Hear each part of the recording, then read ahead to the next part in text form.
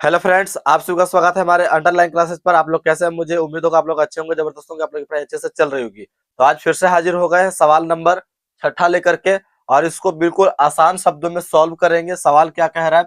सवाल है, यदि एंगल ए और एंगल बी न्यून कोण है जहां cos A equal cos B, तो दिखाइए कि angle A equal angle B आपको प्रूफ करना है। ठीक है, सवाल है हमारा त्रिकोणमिति का, क्लास 10th का, एनसीईआरटी बुक से, एक्सरसाइज नंबर 8.1।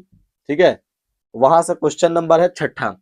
ठीक है, अब इसको सॉल्व करते हैं। सवाल बोल रहा है, यदि angle A equal angle B, angle A और एंगल बी न्यून कोण है, यानी एंगल ए और एंगल बी क्या है? न्यून कोण है, एक्यूट एंगल है। ठीक है, जहां cos A equal cos B, तो दिखाइए कि angle A equal angle B होंगे। यानी गिवन हमें ये दिया हुआ है। ठीक है, अब मैंने कई बार कहा है कि त्रिकोणमिति में आपको किस त्रिभुज का यूज करना है? समकोण त्रिभुज का, राइट एंगल ट्रायंगल का यूज करना है यहाँ पे। ठीक है, अब यहाँ पे आपको क्या करना है? बहुत सोच समझ के नाम देना है। बोल रहा है एंगल ए और एंगल बी न्यून कोण है। न्यून कोण है, न्यून कोण का मतलब तो 90 डिग्री से कम। 90 डिग्री से कम, इसका मतलब हम एंगल ए और एंगल बी को 90 डिग्री नहीं बनाएंगे। किसको बनाएंगे? एंगल सी को बनाएंगे। एंगल सी मान लेते हैं यहाँ पे, इसको मान लेते ए, इसको बी मान लेते हैं, क्योंकि ये 90 डिग्री से कम है। ठीक है, अब हमें एक गिवन दिया हुआ है, cos A equal cos B. क्या सॉल्यूशन यहाँ लिखेंगे? हल। ठीक है, क्या लिख दिया हुआ है? Cos A equal cos B दिया गया है ना? दिया गया है। प्रूफ क्या करना है? Angle A equal angle B.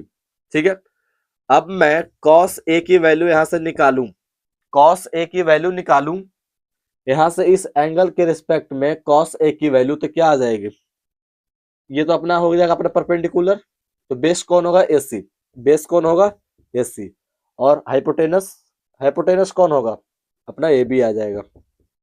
ठीक है, कॉस, कॉस का रेशियो क्या होता है? B by H. ये आ गया अपना फर्स्ट समीकरण, मान लो इसको। कॉस बी की निकालेंगे, कॉस बी की निकालेंगे, कितना आ जाएगा? इस एंगल बी के रेस्पेक्ट में ये तो पूरा एसी परपेंडिकुलर हो जाएगा।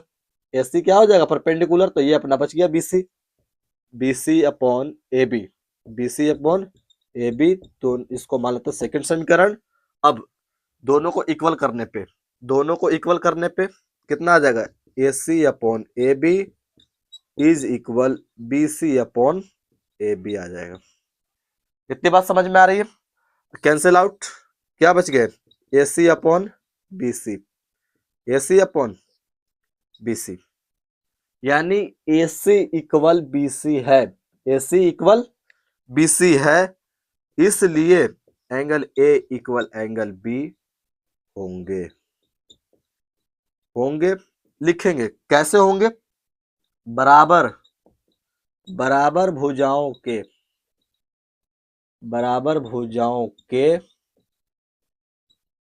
कोण भी, एंगल भी, एंगल भी बराबर होते हैं। दोनों बराबर भुजाएं हैं, ये दोनों बराबर भुजाएं, तो ये दोनों एंगल कैसे होंगे? बराबर होंगे। बराबर भुजाओं के कोण भी बराबर होते हैं, बराबर भुजाओं के कोण भी बराबर होते हैं। बस, आगे अपना प्रूफ यही करना था। गिवन दिया हुआ cos A equal cos B दिया गया है, तो कॉस ए निकालेंगे, A C upon A B. समीकरण इक्वेशन 1 मान लेते हैं, cos B equal B C upon A B. बराबर इक्वल करने के बाद A B cancel out, A C upon A C equal आ जाएगा बी सी। तो यहां से लिखेंगे angle A equal angle B होंगे। क्यों? क्योंकि बराबर भुजाओं के कोण भी बराबर होते हैं। मुझे उम्मीद है आप लोग ये सवाल को अच्छे से समझ गए होंगे। अगर अच्छा लगा तो वीडियो को लाइक कर देना, चैनल को सब्सक्राइब कर देना। मिलते किसी नेक्स्ट वीडियो में, और अगला टॉपिक आपको कौन सा चाहिए, आपको उस वीडियो कमेंट बॉक्स में जरूर बताना। ठीक है, तब तक के लिए जय हिंद, जय भारत।